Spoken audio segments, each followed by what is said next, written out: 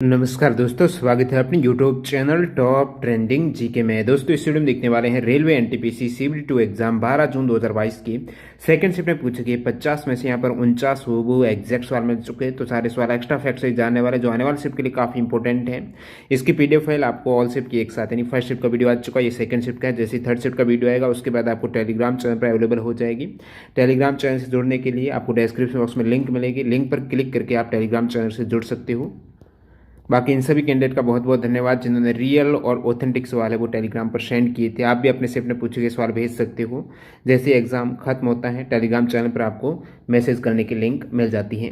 तो second shift में पूछे गए ये सभी इंपॉर्टेंट सवाल जाने उससे पहले मैं आपको बता दूं, एग्जाम पेपर देने से पहले मॉक टेस्ट लगाना बहुत ज़्यादा जरूरी है। ये आपकी टाइम मैनेजमेंट को बेहतर कर पाएगा, कॉन्फिडेंस लेवल को बढ़ाने वाला है। तो टेक्स्ट बुक पर अभी ऑफर चल रहा है जिसमें आपको 12 की बजाय 18 मंथ टेक्स्ट बुक पास की वैलिडिटी मिल रही है। टेक्स्ट बुक पास में सारे एग्जाम्स के मॉक टेस्ट अवेलेबल होते हैं। यहाँ पर आप TTG के कूपन कोड यूज़ करेंगे तो मैक्सिमम 39 रुपये का डिस्काउंट ले सकते हो। ये लिमिटेड टाइम के लिए डील है। बाकी आपको 12 मंथ की वैलिडिटी मिलती है। इसमें आप रेलवे के अलावा SSC, बैंकिंग, डिफेंस, जितने भी स्टेट और सेंट्रल लेवल गवर्नमेंट एग्जाम्स हैं, एक ही पास में सारे एग्जाम्स के सेम एग्जाम पैटर्न और डैशबोर्ड पर आधारित यहाँ पर मॉक टेस्ट रहते हैं। ज़्यादा जानकारी के लिए लिंक डिस्क्रिप्शन बॉक्स में है, आप क्लिक करके मॉक टेस्ट ज्वाइन कर सकते हो। तो चलिए यहाँ पे आपके सामने पहला सवाल ये सेकंड शिफ्ट का। जून 2021 को जापान की प्रतिष्ठित फुकुओका पुरस्कार के तहत किस भारतीय को ग्रैंड प्राइज दिए जाने की घोषणा की है। यानी ये फुकुओका ग्रैंड प्राइज 2021 किस भारतीय को दिया गया है, तो P साईनाथ को दिया गया है। ये जो पुरस्कार है फुकुओका पुरस्कार 1990 में ये पुरस्कार एशियाई संस्कृति के संरक्षण एवं संवर्धन हेतु प्रदान किया जा रहा है। अगला सवाल देखते हैं यहाँ पर, भारत वन स्थिति रिपोर्ट 2019 के मुताबिक सर्वाधिक वन क्षेत्रफल किस राज्य का है। वन स्थिति रिपोर्ट से बहुत बार एग्जाम में सवाल आता है, तो इनसे जितने भी फैक्ट बनते हैं जरूर याद रखिएगा। सर्वाधिक वन क्षेत्रफल वाले राज्य आपके मध्य प्रदेश पहले स्थान पर है। काफी बार क्रम पूछ लेते हैं, तो मध्य प्रदेश के बाद है अरुणाचल प्रदेश। मध्य प्रदेश के बाद याद रखिएगा अरुणाचल प्रदेश में वन ज्यादा है, उसके बाद छत्तीसगढ़। और वन आवरण प्रतिशत वाले मामले में यानी जो क्षेत्रफल रहता है राज्य के, उस क्षेत्रफल के सापेक्ष उस राज्य में कितने वन है, तो मिजोरम में यहाँ पर क्षेत्रफल के 85.41% में वन है। तो सर्वाधिक वन आवरण प्रतिशत वाला राज्य मिजोरम, उसके बाद अरुणाचल प्रदेश यहाँ पर भी सेकंड स्थान पर। अदर फैक्ट की बात करूं, देश में वन और वृक्षों से आच्छादित कुल क्षेत्रफल कितना है, 8,07,276 वर्ग किलोमीटर, जो कुल भौगोलिक क्षेत्रफल का हो जाएगा 24.56%, जो वन और वृक्षों से आच्छादित हैं। और कुल भौगोलिक क्षेत्रफल का वन आवरण, वन और वृक्ष दोनों की बात, और यहाँ पर वन आवरण की बात करूं तो वो कुल भौगोलिक क्षेत्रफल का 21.67% है। बहुत बार इन दोनों में अंतर जानेगा, 21.67 वाला एग्जाम में आ ही जाता है। 7,12,249 वर्ग किलोमीटर एरिया कवर करता है। और वन क्षेत्रफल में वृद्धि वाला शीर्ष राज्य इस रिपोर्ट के मुताबिक है कर्नाटक। और कुल भौगोलिक क्षेत्रफल का वृक्ष आवरण, वन आवरण और वृक्ष आवरण, वन और वृक्ष दोनों अलग हैं, तो यहाँ पर 21.67 के साथ में आप 2.89 ऐड करेंगे तो वो 24.56 हो जाएगा, जो वन और वृक्षों से आच्छादित टोटल है। और तो वृक्ष आवरण यहाँ पर हो रहे हैं 2.89%।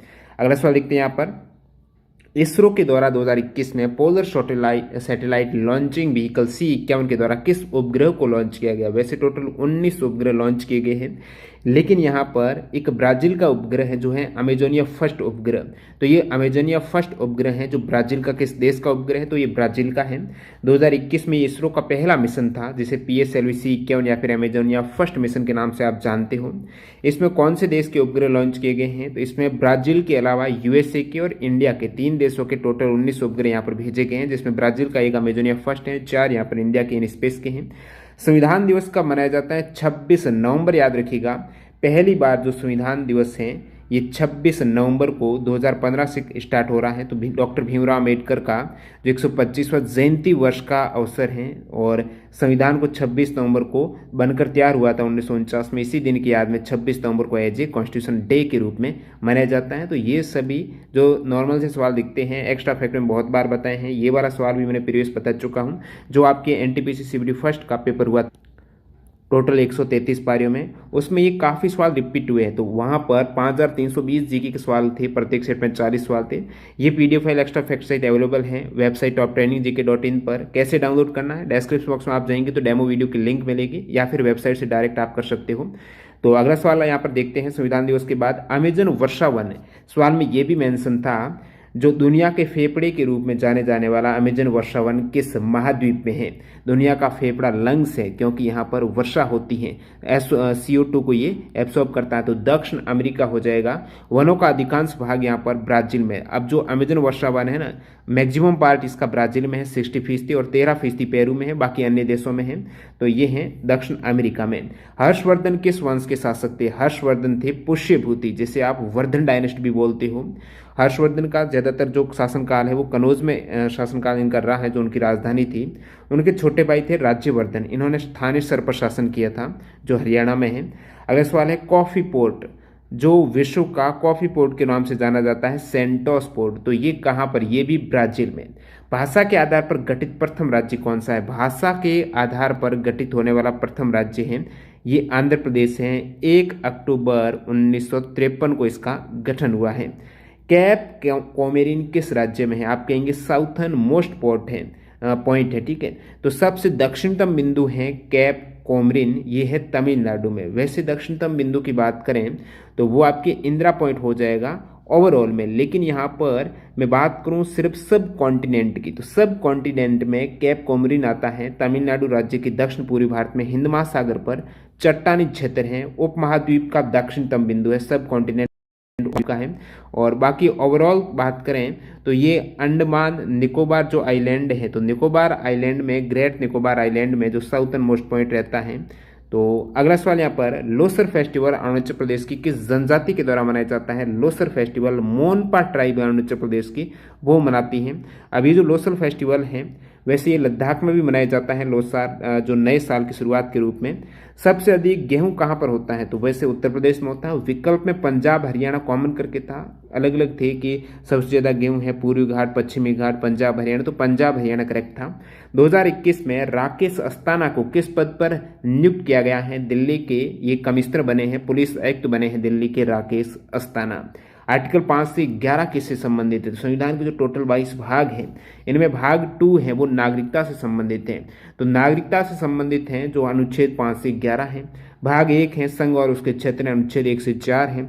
और नागरिकता 5 से 11 के बाद में भाग 3 में आपके मौलिक अधिकार आते हैं, 12 से 35 है।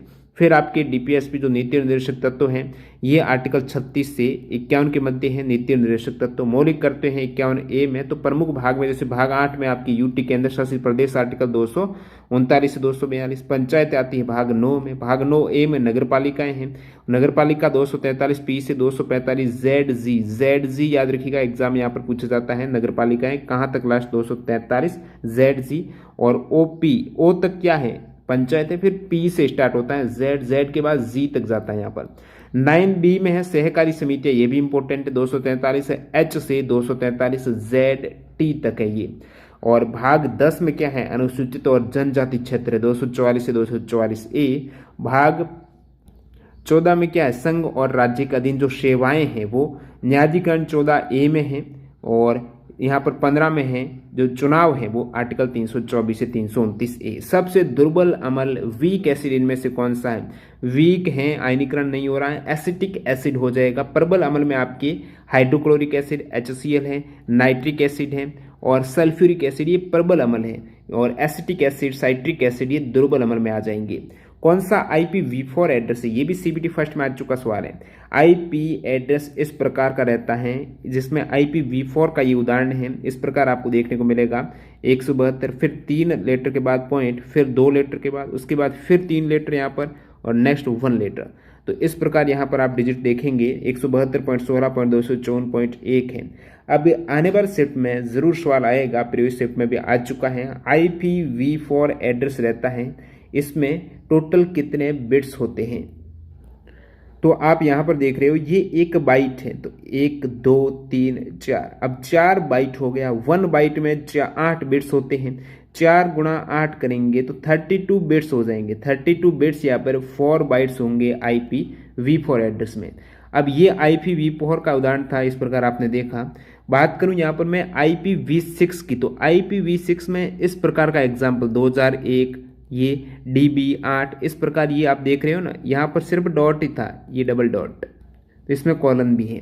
नेक्स्ट वाला यहाँ पर राष्ट्रीय उपभोक्ता विवाद निवारण आयोग national consumer dispute redressal commission की स्थापना कब हुई है? 1988 में राष्ट्रीय उपभोक्ता विवाद निवारण आयोग की स्थापना है उपभोक्ता संरक्षण अधिनियम 1986 के तहत हुई है। तो उपभोक्ता संरक्षण अधिनियम 1986 जो 2019 का रिप्लेस हो गया है 1986 वाला, ये 2019 हो चुका है। राष्ट्रीय उपभोक्ता अधिकार दिवस 24 दिसंबर को मनाया जाता है।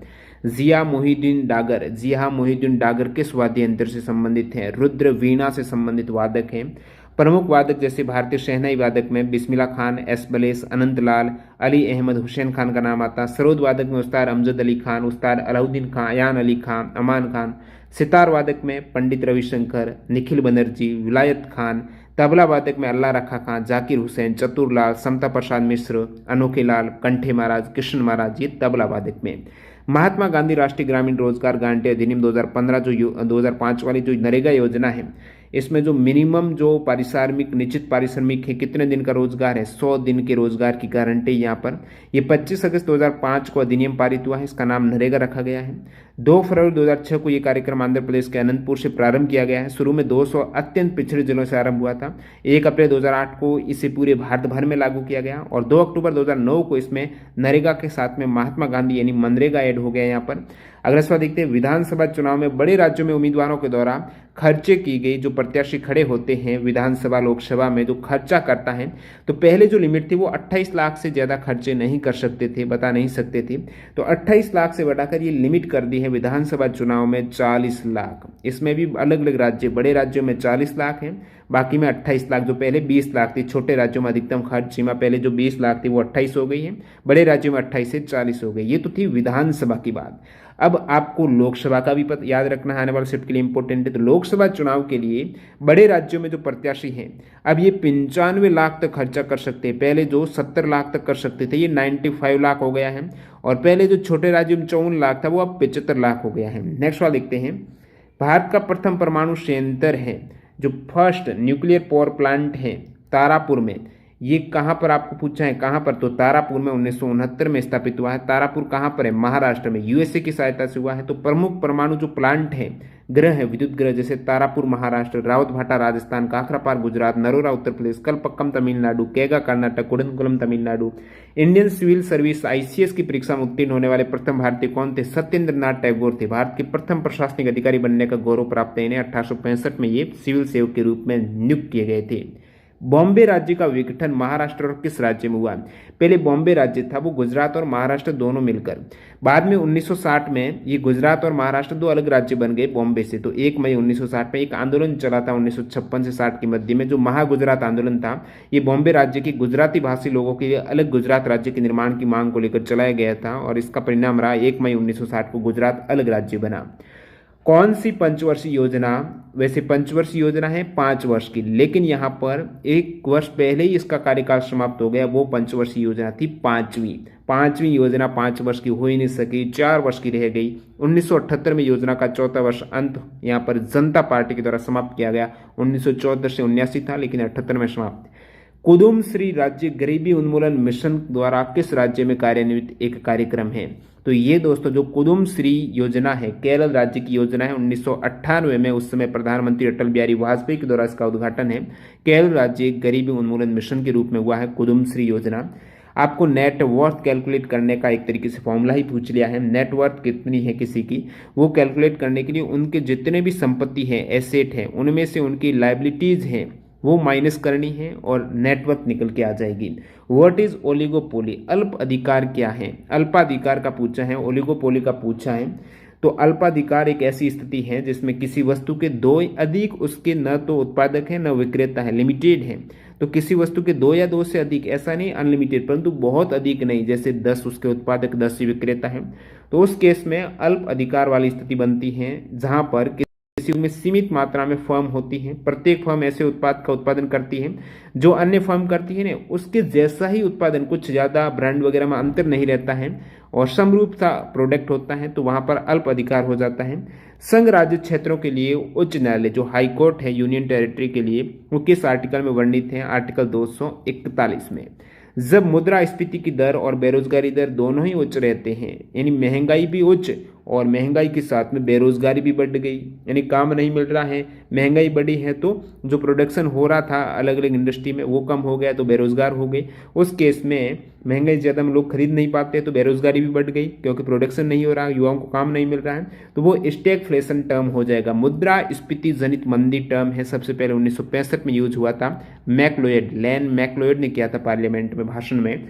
2021 आर्चरी वर्ल्ड कप में गोल्ड मेडल विजेता भारतीय महिला, 3 यहाँ पर गोल्ड मेडल जीते हैं आर्चरी वर्ल्ड कप में। दीपिका कुमारी ने मेंस इंडिविजुअल में अतानु दास ने जीता है और विमेन में दीपिका कुमारी ने यहाँ पर जीता है। तो ये दोस्तों जो 2021 का आर्चरी वर्ल्ड कप रहा है जिसमें भारत पहला रैंक हासिल किया है, 7 गोल्ड 1 ब्रॉन्ज के साथ में।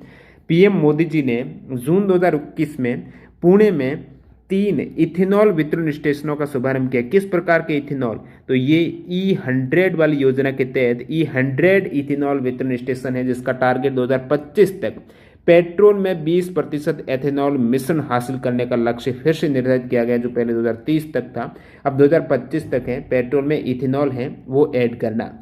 नेक्स्ट सवाल, प्रधानमंत्री कौशल विकास योजना के जो कौशल विकास योजना 3.0 है, पीएम कौशल विकास योजना 3.0 के तहत नमदा शिल्प के पुनरुद्धार और कारीगरों और बुनकरों के कौशल की 2 महत्वाकांक्षी योजना का शुभारंभ कहां पर किया गया है?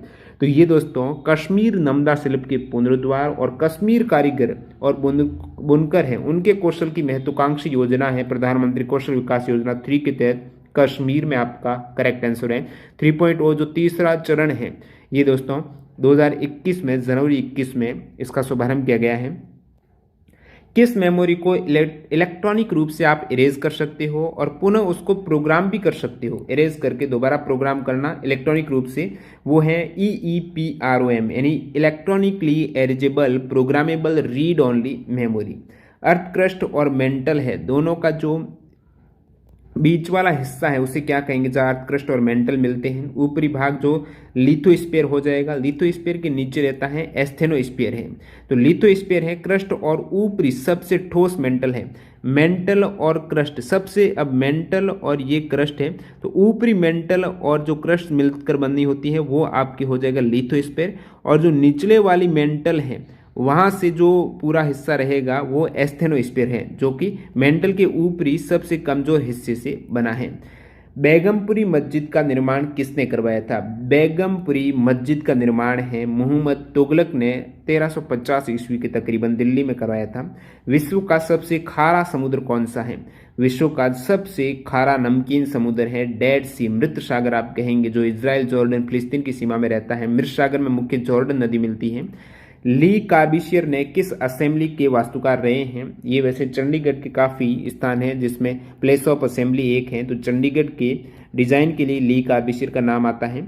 नवाब वाजिद अली शाह को 1856 में ईस्ट इंडिया कंपनी के द्वारा निर्वासित करके कहाँ भेज दिया? कोलकाता के उपनगर मेतिया ब्रुज में गार्डन रिच में इन्हें निर्वासित किया गया, कोलकाता में भेज दिया गया।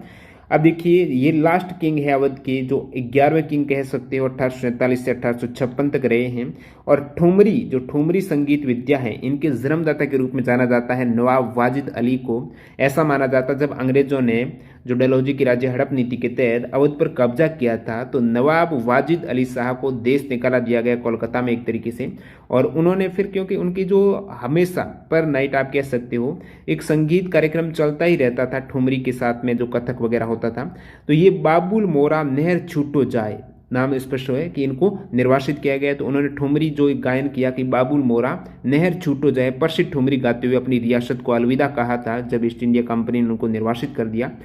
भूख लगने को सिग्नल देने हेतु सक्रिय होने वाला हार्मोन है, कौन सा हार्मोन? हंगर हार्मोन है। भूख लगे कैसे आपके दिमाग में पता चलेगा, मस्तिष्क में संदेश जाएगा, तो लेप्टिन हार्मोन है, गेहरलिन हार्मोन है, ये प्रमुख 2 हार्मोन है। National open race walking championship 2021 कहाँ पर हुई है? National open race walking championship 2021 Ranchi Jharkhand में। हरित क्रांति का उद्देश्य कौन सा नहीं है? विकल्प पर आधारित है। भारत में हरित क्रांति का जनक के रूप में MS स्वामीनाथन को माना जाता है और व्हाइट रिवॉल्यूशन भारत में जनक वर्गीस कुरियन है। भारत में हरित क्रांति की शुरुआत 1967 में, और बाकी हरित क्रांति के जो पिता ग्लोबली हैं वो प्रोफेसर नॉर्मन बोरलॉग को कहा जाता है। The process in which A tadpole turn into A frog is called. तो जो टेडपोल है वो मेढक में बदलता है, अलग इसकी पूरी प्रक्रिया चलती है। सबसे पहले एग है, एग कन्वर्ट होगा एम्ब्रियो में, फिर टेडपोल बनेगा, टेडपोल के बाद यहाँ पर मेढक, पूंछ वाला मेढक, फिर एडल्ट मेढक बनता है। तो ये जो प्रक्रिया है जहाँ पर टेडपोल से, ये टेडपोल से मेढक बन रहा है, एडल्ट फॉग है, तो मेटामॉर्फोसिस इसे कहा जाता है। एक तरीके से काया पलट हो रहा है। निग्रोइड्स प्रजाति किस महाद्वीप में पाई जाती है? निग्रोइड्स हैं अफ्रीका की। माधव निदान में कितने भाग है? सवाल थोड़ा स्पष्ट नहीं मिला है। माधव निदान से एक सवाल जरूर था, भाग से था या फिर कितने निदान है, इस प्रकार सवाल नहीं मिला। वैसे इसमें 69 चैप्टर थे, 2 भागों में विभाजित था। होशोरी नृत्य किस राज्य से संबंधित है? होशोरी है असम का नृत्य। अब church and convents of Goa UNESCO world heritage में शामिल हुआ है 1986 में, ये भी सवाल था। ज्वारा डांस है, ये किससे संबंधित है? मध्य प्रदेश का है, जो बुंदेलखंड क्षेत्र में ज्वारा नृत्य रहता है। विरासत स्थलों को किस योजना के द्वारा डेवलप किया जा रहा है? तो एक स्टूडेंट ने बताया कि जो टेम्पल है उनके जीर्णोद्धार के लिए योजना कौन सी है? तो अलग अलग योजना, जैसे हृदय योजना का नाम आता है यहाँ पर सबसे पहले, जो विरासत शहर विकास और विस्तार योजना, heritage city development and augmentation योजना है, हृदय योजना है, जो 21 जनवरी 2015 को इस योजना का लॉन्च किया गया है। अब विकल्प में अमृत भी था। अमृत यानी अटल मिशन फॉर रिज्यूनेंट, यानी इसका शुरुआत 24 जून 2015 को हुआ है। योजना के तहत 1 लाख से अधिक जनसंख्या वाले 500 से अधिक शहरों में जीवन की गुणवत्ता में सुधार के लिए बुनियादी सुविधाएं हैं वो प्रदान करना। उदय योजना यानी उज्ज्वल डिस्कॉम एश्योरेंस योजना है, बिजली वितरण कंपनियों का वित्तीय सुधार एवं घाटों में उबारना है उदय योजना। अब अगला सवाल है, किस मुगल सम्राट ने दीनपना नगर की स्थापना की? हुमायूं ने। अब ये सवाल स्पष्ट नहीं मिला। कॉमोडिटी कंजप्शन से संबंधित एक इनकम का सवाल था आपके अर्थशास्त्र का। इस प्रकार 50 में से यहाँ पर आपके 48 तो स्पष्ट है और 2 सवाल तो मिले ही नहीं, ये थोड़ा स्पष्ट। और एक सवाल कौन सा है कमेंट सेक्शन में बताना। जो भी सवाल में डाउट रहता है, जिन भी कैंडिडेट ने एग्जाम दिया है किस टाइप से, उसमें भी करेक्शन है तो कमेंट सेक्शन में आप बता सकते हो। और बाकी यहाँ पर मिलते हैं थर्ड शिफ्ट की वीडियो के साथ। आपने कितने सवाल अटेम्प्ट किए हैं, जो भी कैंडिडेट एग्जाम दिए हैं, जिनका एग्जाम नहीं हुआ वो कमेंट करना आपका एग्जाम कब है। और बाकी आप टेक्स्ट बुक से टेस्ट सीरीज लगाते हो तो आपका कितना स्कोर होता है। अभी तक जो भी कैंडिडेट नहीं लगाते तो टेक्स्ट बुक से टेस्ट सीरीज ज्वाइन करने के लिए टीटीजे के कूपन कोड यूज करके आप मैक्सिमम डिस्काउंट ले सकते हो। और हमारी जो सीबीटी फर्स्ट में पूछे गए 133 पारियों में है, जो 5320 क्वेश्चन से एक्स्ट्रा फैक्ट से पीडीएफ फाइल है, वो डाउनलोड किस प्रकार करनी है, डेमो वीडियो डिस्क्रिप्शन बॉक्स में लिंक अवेलेबल है। धन्यवाद।